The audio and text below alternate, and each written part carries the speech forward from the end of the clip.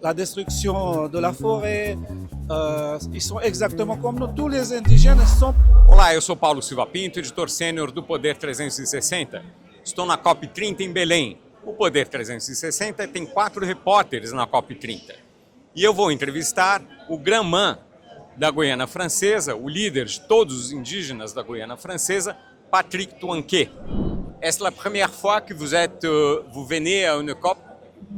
Là, c'est la première fois pour moi dans le COP 30 à Belém. Qu'est-ce que vous trouvez là? Ben, là, je vois déjà beaucoup de monde que j'ai jamais vu. Et c'est très bien que tout le monde s'exprime de leur part. Qu'est-ce que vous espérez de la COP? Des décisions de la COP ou d'autres choses ici? J'espère que la COP 30 apporte quelque chose de notre difficulté, de notre problème. Et que je pense peut-être qu'on va être écouté, que ça va faire changer des choses de notre problématique. Quel est le plus grand problème de l'Amazonie à votre avis? Le gros problème de l'Amazonie, c'est surtout chez nous, en Guyane française et de côté de Suriname, c'est l'orpaillage illégaux. Alors, le gouvernement brésilien et d'autres gouvernements ont proposé un fonds pour protéger les forêts. Est-ce que vous croyez que ça va marcher? À mon avis, à ma connaissance, rien ne change depuis qu'on se bat depuis des années, qu'on se bat pour ce fléau-là. Et jusqu'à maintenant, ça est en train de se multiplier. Plus en plus de garimperos arrivent chez nous. C'est encore pire que des années passées. Autant que citoyen français, qu'est-ce que vous pensez des décisions de votre gouvernement vis-à-vis le climat et les forêts? Vis-à-vis de la forêt, le gouvernement est en train de nous oublier. Ainsi que le climat est en train de changer en ce moment. Le réchauffement climatique fait très chaud. Des fois, l'eau monte énormément et c'est très très dangereux que nos villages soient très très très on n'arrive plus à comprendre la saison sèche et la saison des pluies. Parce que là, c'est vraiment catastrophe. L'orpaillage illégal, c'est un problème chez vous. Est-ce que ça s'améliore? L'orpaillage illégal chez nous, ça ne s'améliore pas, ça c'est en train de se multiplier.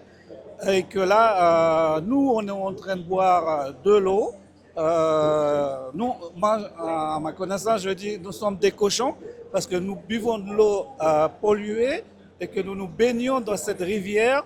On fait tout ce qu'on veut dans cette rivière qui est polluée. Qu'est-ce que vous croyez qu'il faut faire pour arrêter l'orpaillage illégal? Mais pour arrêter l'orpaillage illégal, on demande à l'État de faire quelque chose, de rééduquer, si c'est possible de rééduquer, sinon trouver quelque chose qui ne pollue pas la rivière. Parce qu'eux, ils travaillent dans la forêt, dans des criques.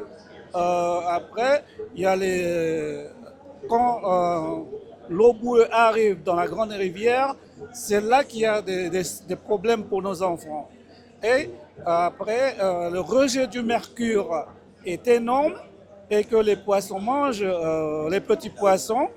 Ce sont les carnivores qui mangent les petits poissons. Et ce sont les poissons, les carnivores, qui n'ont pas d'arête qu'à l'époque on donnait à nos enfants. Autant que grand-man que vous êtes depuis 3 ans, qu'est-ce que vous pouvez dire de la situation des peuples indigènes en Guyane? Au peuple indigène, d'abord, je me bats et que mes peuples Wayana me demandent en tant qu'autorité coutumier, en tant que grand-man, de faire quelque chose pour la population Wayana concernant la rivière et la forêt. Parce que dans la forêt aussi, ils prennent tous les gibiers qui sont, comment je vais dire, protégés, des espèces protégées, et eux, ils font tout. Ainsi qu'ils jettent les déchets en forêt, ils laissent tout. C'est vraiment catastrophique chez nous. Parce qu'eux, ils font n'importe quoi. À mon avis, c'est parce qu'ils sont là provisoirement et qu'ils ne vont pas rester de toute leur vie chez nous. Ils vont repartir après avoir extrait de l'eau et nous, pendant ce temps, on va rester jusqu'à notre dernier jour.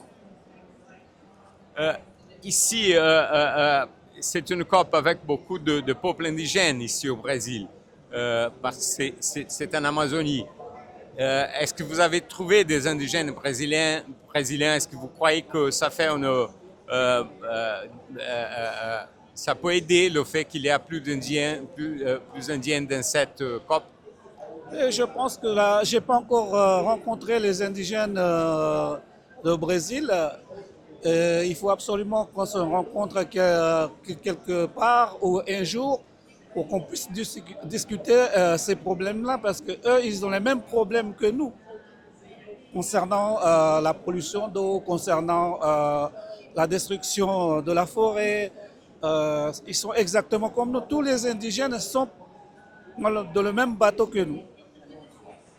Est-ce que vous êtes allé déjà à Paris ou en France? Non, comme je vous ai dit tout à l'heure, je ne suis jamais allé à Paris. Ça fait que 3 ans que je représente les Wayana et que je n'ai pas encore fait les pas ailleurs. C'est la première fois que je suis à Macapá pour discuter ces problèmes, pour que l'État brésilien et l'État français et Brésil, Suriname mettent en place quelque chose pour la population Wayana, ainsi que les indigènes qui sont dans tous les continents.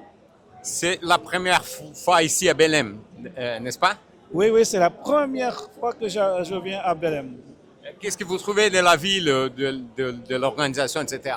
Ben, comme j'ai connu les petites villes, Cayenne, Guyane française, Maripasoula où j'habite, le Suriname, mais par rapport à ces villes, Macapá est très grand et magnifique et accueillant. Là, c'est Belém. Ah, excusez-moi, c'est Belém. Oui. Est-ce que vous êtes allé à Macapá déjà, non? Ah non, je suis allé qu'à Oiapoque. Mais à Macapá, pas encore, mais heureusement Dieu est là, il m'a poussé de venir à Belém. Merci beaucoup, vraiment. Donc c'est moi qui vous remercie. J'espère que toute ma conversation doit être rediffusée et écoutée par les 3 États, Suriname, Guyane française et Brésil.